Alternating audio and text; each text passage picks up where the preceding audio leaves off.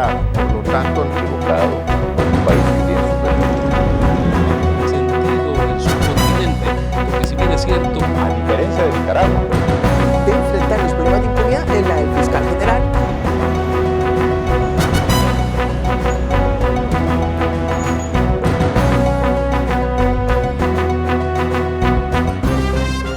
Un gusto volver a estar con ustedes en el espacio Fernando Aguayo América. Cordiales saludos a quienes nos ven a través de la señal de Gama Visión en el Ecuador, por Mega TV en la Florida y por OnePlus TV en el Ecuador y en el mundo. Hoy tenemos como invitado al doctor Carlos Julio Emanuel. Él fue ministro de Finanzas, también presidente del Banco Central del Ecuador y además alto funcionario del Fondo Monetario Internacional. Se avecina una recesión a nivel global. Hay mucha preocupación en los Estados Unidos, lo propio en Europa. Doctor, ¿qué va a significar, por ejemplo, una etapa de recesión en un país tan importante como Estados Unidos, que es la primera potencia económica del mundo? Va a significar que va a haber más desempleo, hay un proceso inflacionario que se lo está combatiendo justamente a través de tasas de interés más altas. Eso repercute en la inversión. A mayor tasa de interés, menor es la inversión, los costos se disparan y allí está el problema inflacionario, no solamente en Estados Unidos, también en Europa por el problema energético causado por la invasión rusa a Ucrania. Si recibimos información de Rusia, también de Europa y de los Estados Unidos sobre esa guerra, según algunos analistas, se podría llegar a la tercera conflagración, una tercera guerra mundial, por las amenazas que ha hecho Putin. Por la desesperación de Putin, que pensó que esta era una operación que iba a durar pocos días. Él lo llamó la operación especial, no lo llamó guerra, no lo llamó invasión. Esa operación especial no le resultó por la respuesta firme de los ucranianos, porque los ucranianos están defendiendo su tierra. Tienen otros móviles. El caso de Rusia y de los rusos y los soldados rusos es que saben que están invadiendo, que ese no es su territorio. Esa es la razón por la cual Ucrania está desempeñándose tan bien como lo ha hecho y está recuperando una buena parte del territorio anteriormente tomado por Rusia. Adoptar una decisión para atacar con armas nucleares, que es lo que se dice podría hacer Rusia, va a merecer también la respuesta de Europa y de los Estados Unidos, lo expresó el presidente Joe Biden, y ahí terminamos en una tercera guerra mundial. Sería pues un suicidio para Putin, porque él sabe perfectamente bien que si lanza un arma nuclear, le llegarán un múltiplo de armas nucleares, no solamente de Estados Unidos, sino de la OTAN y de otros países que van a estar del lado de la OTAN, del lado del mundo occidental.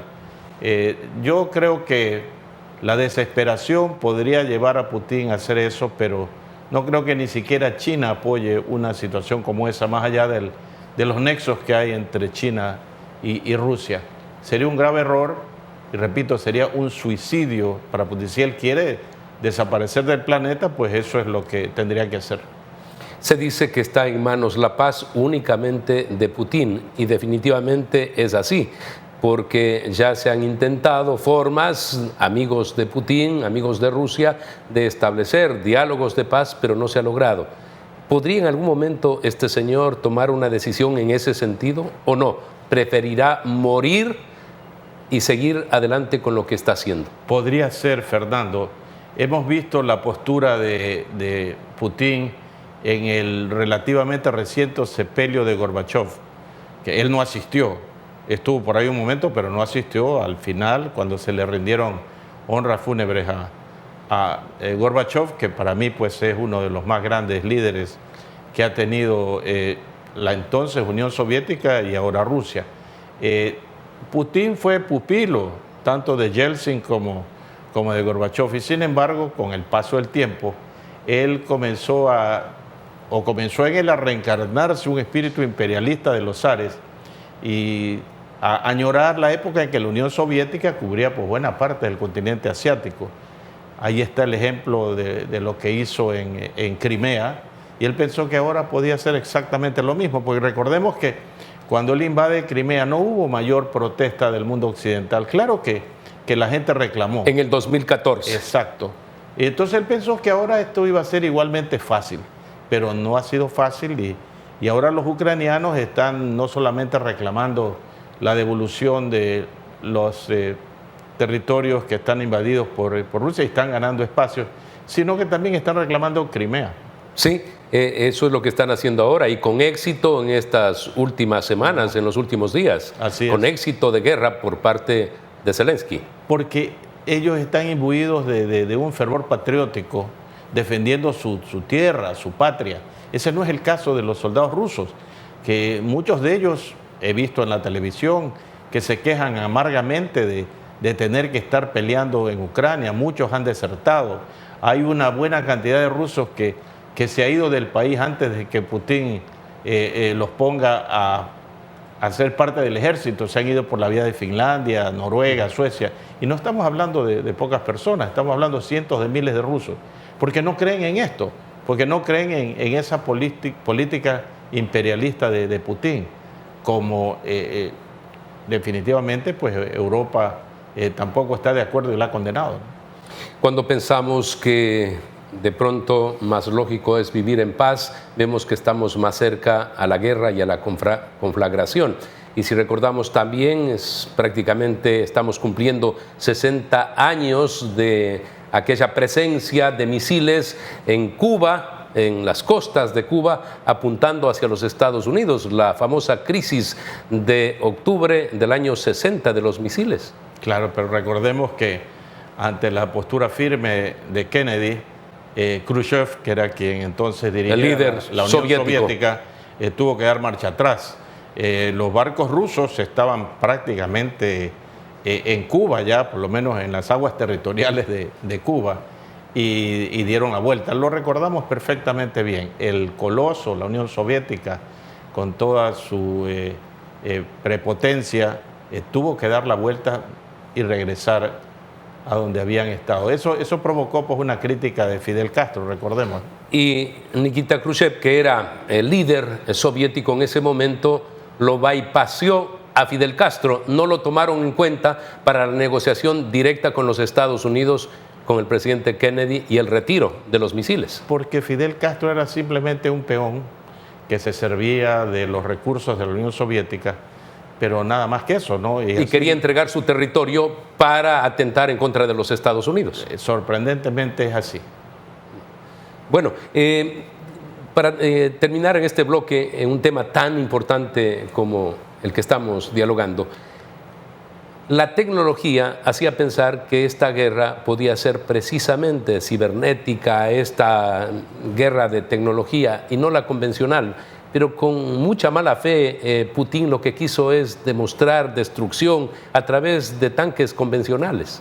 ¿Por qué lo hizo? No solo eso, sino que está atacando blancos que no son militares, escuelas, hospitales, centros comerciales, edificios, residencias. Eso demuestra la desesperación de Putin. El móvil, la causa por la cual él dice que actuó, es porque no podía permitir que Ucrania forme parte de la OTAN, porque no quería tener a un país miembro de la OTAN de vecino en la frontera. Y ahí vamos al tema tuyo, ¿no? Hoy en día lo de las fronteras es algo secundario, porque Estados Unidos desde cualquier base, en cualquier lugar del mundo, puede atacar cualquier objetivo militar. No tienes que estar en la frontera para atacar a Rusia. Puedes tener una base, no voy a decir dónde, pues cualquier lugar del Océano Pacífico donde tenga bases Estados Unidos, algunas de ellas secretas. Entonces me pareció un poco risible que la excusa de Putin sea que no puede tener a la OTAN de vecino porque lo pueden atacar. No necesita Estados Unidos estar en la frontera de Rusia o la OTAN estar en la frontera de Rusia para atacar a Rusia si fuera el caso, que tampoco ha sido ese el propósito. Bien, empezamos con el tema económico, pero fuimos hacia lo esencial, lo fundamental, porque es el factor externo que ha llevado precisamente a esa crisis económica en el mundo y en las grandes potencias. Vamos a hacer una pausa comercial, retornamos inmediatamente, vamos a continuar en este análisis sobre las economías ahora pues, de América Latina. Por ejemplo, el presidente Gustavo Petro, que tiene muy pocos meses en el poder, ya tiene reclamos en las calles por precisamente implementar más impuestos a los ciudadanos en Colombia. Y hay reacciones, digo, en las calles, pero a su vez ha habido una devaluación histórica en Colombia y están muy preocupados. Vamos a hacer una pausa comercial, retornamos inmediatamente, estamos en Fernando Aguayo, América.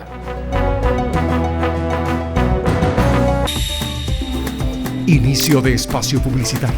Vive intensamente, Gamavisión en cada rincón. La alcaldía informa que podrás acceder a todos los servicios del Hospital Bicentenario de lunes a viernes de 8 de la mañana a 4 de la tarde. Aquí también podrás acceder a los servicios de Unidad de Enfermedades Infecciosas, Tomografía, Rayos X, Salud Mental, Fisioterapia. Trabajamos de corazón.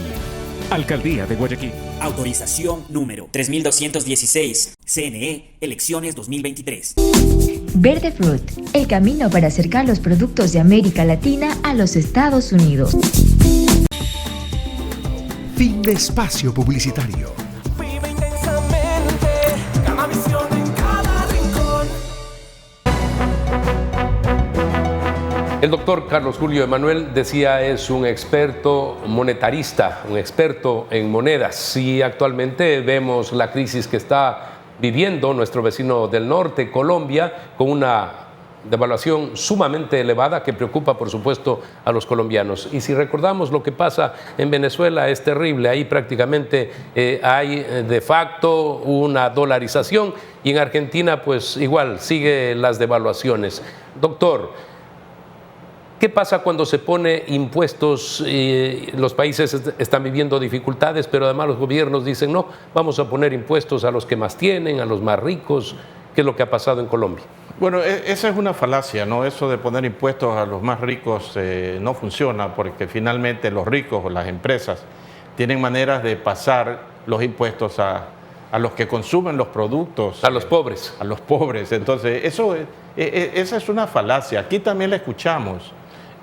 Cuando llegó al ministerio este señor Cueva, hablaba que este era un impuesto para los ricos. Claro que para él los ricos al inicio eran todos aquellos que ganaban más de $500, ¿no? Imagínense los que nos están escuchando aquí. Pero me gustaría tocar el tema que mencionaste hace un instante y es la devaluación del peso colombiano. Yo no creo que eso sea un asunto que se ha dado por generación espontánea. Yo creo que es algo que lo ha dirigido Petro. ¿Y por qué digo esto? Porque cuando el año pasado yo leí creo que eran 7 líneas básicas o 7 fundamentos del programa de Petro, en un acápite él decía que la devaluación era importante porque con eso se podía ganar competitividad. Y yo le escribía al entonces candidato Petro a través de Twitter, porque ahí había salido el tema. Vi que leyó lo que yo le puse. Yo le decía que era un error conceptual total, porque la devaluación jamás otorga ventaja comparativa permanente. Es un chispazo de un momento hasta que otros países deciden hacer exactamente lo mismo y están todos en el mismo nivel. Es lo que se llama en economía la falacia de la composición. Y yo le decía además que cuando se devalúa la moneda, como por ejemplo ahora ha devaluado Colombia, el salario real de los colombianos se afecta negativamente. Por eso es que las devaluaciones... El poder adquisitivo de la gente pierde absolutamente valor. Es obvio, y visto de otra manera, pues el poder adquisitivo de los vecinos que tienen una moneda más fuerte, por ejemplo Ecuador, ahora con esa devaluación del peso colombiano se van a volcar a Ipiales para consumir lo más que puedan. Pero ¿qué están recibiendo los trabajadores colombianos? Un salario inferior producto de la devaluación. De manera que no creo que esto sea un asunto que se ha dado por causas del mercado, sino porque el presidente Petro piensa, nunca me contestó la carta, dicho sea de paso, pero la leyó, donde yo le decía que ese era un error y que más bien Colombia debería estar pensando, como otros países están pensando, en ir hacia una moneda dura, tipo dólar, como había hecho el Ecuador con la dolarización, y lo invitaba a examinar el caso ecuatoriano. Decisiones equivocadas las que se adoptan, como en este caso. Y ya vemos a tan poco tiempo gente en las calles reclamando, ¿no? Pero totalmente. Imaginémonos lo que ocurriría en el Ecuador si de repente a través de prácticas devaluatorias el salario del trabajador, el salario mensual fuera de 1 o 2 dólares como ha ocurrido en Venezuela. ¿Qué compras con 1 o 2 dólares? Y bueno, hay que recordar también que cuando se adoptó 21 años atrás, 22 años ya, la dolarización, los días previos a la dolarización, el sueldo en el Ecuador era de 38 dólares mensuales. Eso es. Es que eso es lo que significa. Y en buena hora, desde la sociedad civil, porque esto no fue cosa del gobierno, en el año 2000 se decidió romper ese paradigma que era tener una moneda nacional por 100 años. Y claro, contra todo tipo de comentarios negativos, incluyendo el entonces presidente Maguad y su equipo cercano, que vemos que ahora está nuevamente asesorando al actual presidente. Me refiero concretamente a Augusto Latorre y otros economistas, que produjeron la crisis bancaria que terminó pues con el sucre y advino el dólar como moneda. Digo que si estuvimos en capacidad hace 20 años, 22 años, de romper ese paradigma, que nadie quería hacerlo, pero finalmente de la sociedad civil se empujó la idea, ¿por qué no podemos también romper otros paradigmas que actualmente existen y subsisten en la economía ecuatoriana, como por ejemplo altísimas tasas de interés, producto de un oligopolio bancario que no permite la competencia, a diferencia, por ejemplo, de Panamá, donde las tasas de interés son la mitad de las que son en el Ecuador, porque ellos sí, hace 52 años, en 1970, permitieron que se abra el mercado financiero, se internacionalice, se modernice y lleguen bancos a traer el ahorro del mundo para beneficio de los panameños, y por eso tienen tasas de interés la mitad de las del Ecuador. Pero también El Salvador, que dolarizó un año después que nosotros y tienen 21 años viviendo con el sistema de dolarización, inmediatamente bajaron las tasas de interés, cosa que no ha ocurrido en el Ecuador en la magnitud que se esperaba. Bajó la inflación en el Ecuador y todavía la inflación en el Ecuador, yo diría para efectos prácticos, no existe. Estamos por alrededor de 4%. Esa tasa de inflación no tiene absolutamente nada que ver con algo que haya hecho bien o hecho mal el gobierno, porque como la inflación es fundamentalmente un fenómeno monetario y el Ecuador no puede emitir moneda, el gobierno no puede causar inflación. ¿Por qué tenemos inflación? Justamente por el primer tópico que tratamos, la guerra o la invasión rusa a Ucrania, que ha afectado pues, el libre movimiento de bienes y servicios, encarecido el transporte. En el caso ecuatoriano, por ejemplo,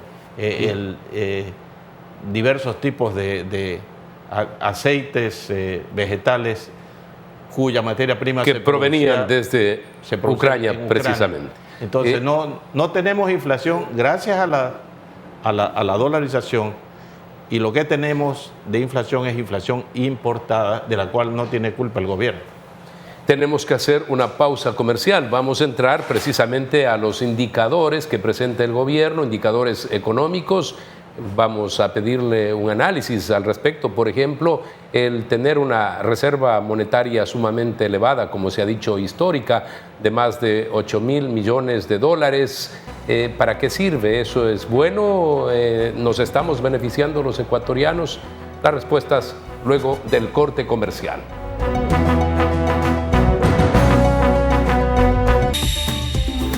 Inicio de espacio publicitario. Vive intensamente, gana visión en cada rincón. La alcaldía informa que ya puedes registrarte al programa Generación Digital. Si eres estudiante de primero de bachillerato, 10º y 9º año de colegio fiscal o fiscomisional, ingresa a www.generaciondigitalgye.com y regístrate para que puedas acceder a una de las tablets que la alcaldía te obsequiará para que estudies y te conectes al futuro. El bienestar de la gente se siente. Alcaldía de Guayaquil. Autorización número 3219, CNE, elecciones 2023. Verde Fruit, el camino para acercar los productos de América Latina a los Estados Unidos. Fin de espacio publicitario. Vive intensamente, gana visión en cada rincón. Hay países que por gestión han logrado neutralizar, por ejemplo, la inflación. Brasil es uno de ellos durante el gobierno de Jair Bolsonaro. Paulo Guedes, ministro de Finanzas de ese país, tomó la decisión, por ejemplo, de elevar las tasas de interés en su momento adecuado y no han sufrido los embates que sí lo está sufriendo los Estados Unidos y Europa. En el caso del Ecuador, usted dice, ¿por qué la inflación es baja? Se exhibe como un gran logro del gobierno, pero usted algo explicó. No lo es porque fuera un logro si Ecuador tuviera moneda propia y el gobierno diría, hemos bajado la inflación gracias a que no estamos emitiendo moneda. La inflación ha venido bajando, recordemos en el año 2000, a finales del 99, diciembre, la inflación estaba llegando casi al 100%, estábamos entrando en un proceso hiperinflacionario. 2 años después, a fines del año 2002, yo estaba en el ministerio en esa época, yo dije que la inflación cerraría el año 2002 en un dígito y efectivamente cerró en menos del 10%, 9 algo. Desde entonces la inflación ha tenido la tendencia a la baja, 5, 4, 3, 2, y recordemos los últimos años, no solo no hemos tenido inflación, sino hemos tenido deflación, o sea, inflación negativa. Ahora que la inflación está reportada como 4%, se debe fundamentalmente a inflación de costos. Por eso la llamamos inflación importada. El gobierno podría inclusive enfrentar esa inflación importada a través de un mecanismo, bajar los aranceles a los niveles que están en Colombia, Perú, Chile. No lo ha hecho, pero ahí podría abaratar costos de una inflación, repito, que no es causada por el gobierno, pero que definitivamente afecta a la economía ecuatoriana. ¿Cuánto sirve tener esa reserva monetaria de más de 8.000 millones de dólares, como lo expresa el gobierno ecuatoriano? ¿Esto fortalece a la economía del país? ¿Hay más producción a partir de tener esos recursos? La respuesta sencilla es no. Y hay gente que dice que es bueno tener una alta reserva monetaria porque fortalece la dolarización. A ellos yo quisiera recordarles que cuando llevamos adelante el proceso de dolarización, la reserva monetaria era de 800 millones de dólares, la 10ª parte de lo que es ahora. Si entonces no necesitó la reserva monetaria para fortalecer la dolarización, ¿por qué va a ser ahora? No tiene nada que ver. En la reserva monetaria actual, ese concepto difiere de lo que era antes la reserva monetaria, porque no es un soporte del medio circulante. Son depósitos que están en el Banco Central, que los hace el gobierno nacional, los gobiernos seccionales, municipios, prefecturas, el Seguro Social y otras entidades que están obligados a tener cuentas en el Banco Central. Esa es la reserva monetaria, más la plata de los depositantes, lo que tienen que dejar una parte para el encaje bancario. El encaje bancario, justamente. Entonces, ¿cómo le sirve la reserva monetaria? ¿Le sirve para fortalecer la dolarización? No. ¿Es un objetivo de política económica? No, en ningún libro uno va a encontrar que entre los objetivos de política económica está tener una alta reserva monetaria. No existe eso. No puede existir. Pero no es malo tampoco, o sea, no se puede calificar de malo. Y por eso mi pregunta era, ¿para qué sirve? Porque se entiende que tener dinero debe significar mayor riqueza, mejoría en la condición de vida de los ciudadanos. Les da tranquilidad a los acreedores externos del Ecuador, a los que nos han prestado dinero, de que Ecuador tiene cómo responder puntualmente el pago de la deuda. Eso no es un objetivo de política económica. Ahora, ¿y cuánto de esa plata está en el exterior? De esos más de 8.000 millones de dólares. 8.500 millones es total, 6.000 millones están afuera, invertidos en papeles diversos, instrumentos. ¿Y frente a esta recesión que se avecina, no hay peligros de esos recursos? No hay peligro, porque como uno invierte en documentos de tesorería de los Estados Unidos que dice tantos dólares, el momento que uno quiere ir a canjearlo o cobrarlo, Estados Unidos... Lo más seguro que hay en el mundo. Tiene capacidad de emitir dólares, pues esa es la ventaja. Pero ¿para qué sirve? O mejor, pongámoslo de otra manera, ¿para qué podría servir? Podría servir la Reserva Monetaria Internacional para reactivar la economía. Hay gente que dice, no podemos usar la Reserva Monetaria porque no le pertenece en su totalidad al gobierno, por lo tanto no la podemos prestar. Pero veamos lo que pasa con la banca privada. La banca privada, ¿qué recursos tiene? De los depositantes, no son de los bancos. Y sin embargo, la banca presta el 90% de los depósitos que recibe del público que no le pertenecen, porque el otro 10% está en la Reserva Monetaria. Con esa misma lógica y por analogía, podríamos decir, no le pertenece toda la Reserva Monetaria al gobierno, pero sí podía prestar, en lugar de tenerla depositado 6.000 millones afuera, cuando las necesidades de recursos en el Ecuador son las que son. Y termino con esto, Fernando. La Reserva Federal de los Estados Unidos y el Banco Central, ¿le presta plata al sector privado? Sí le presta. Hay líneas para prestarle plata al sector privado.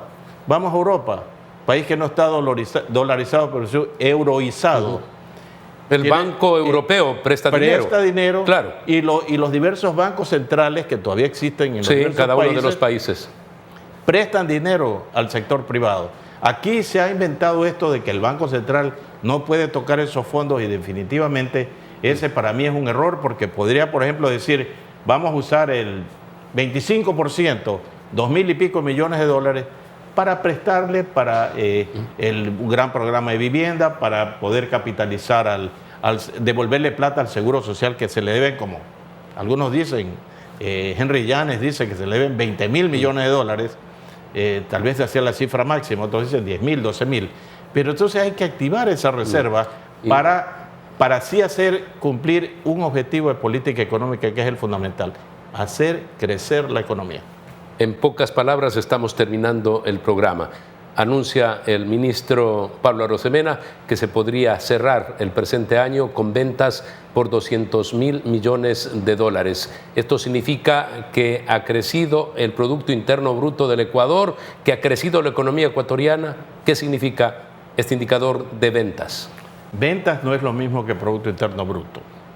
En las ventas totales, por ejemplo, si uno está tomándose una taza de café en un hotel y dice vale $2.50. Bueno, ese es el producto final. Pero cuando habla de ventas también hay que poner el café que se compró para hacer esa taza de café, o el azúcar que se le está poniendo, o la crema que se le está poniendo. Entonces uno tiene una multiplicidad de ventas que terminan en ¿qué? En el producto final. Entonces lo que hay que contar es el producto final.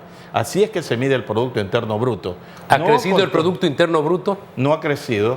No ha crecido, más bien tenemos nosotros... ¿Estamos en el orden de los 107.000 millones de dólares, algo así? Aproximadamente así. Lo que uno quisiera ver es una política que, por ejemplo, estimule la inversión, porque si no hay inversión no puede crecer la economía. Y no hay inversión externa, ni tampoco hay inversión interna. Lo que los economistas llamamos la formación bruta de capital fijo, que es la inversión en maquinaria, fábricas, etcétera, no se da en el Ecuador porque ha habido una restricción total en lo que tiene que ver con inversión pública. Y termino con esto. El presupuesto del Estado 2022 tiene una cifra total de inversión pública para carreteras, caminos vecinales, infraestructura escolar, etcétera, de 1.870 millones. Hace 10 años eran más de 10.000. Hemos bajado y además esos 1.870 millones no se ejecutan. Entonces, ¿por qué va a haber crecimiento si no hay inversión? Eso es lógica económica del primer año de economía. Muchas gracias, doctor. No agrego comentario alguno. El experto ha sido tan explícito, nos ha dado una cátedra en el ámbito de la economía internacional y nacional. Amigos, ustedes tienen una cita la próxima semana en Fernando Aguayo América, en el Ecuador, a través de Gama Visión, por Mega TV en la Florida y por OnePlus TV en el Ecuador y en el mundo.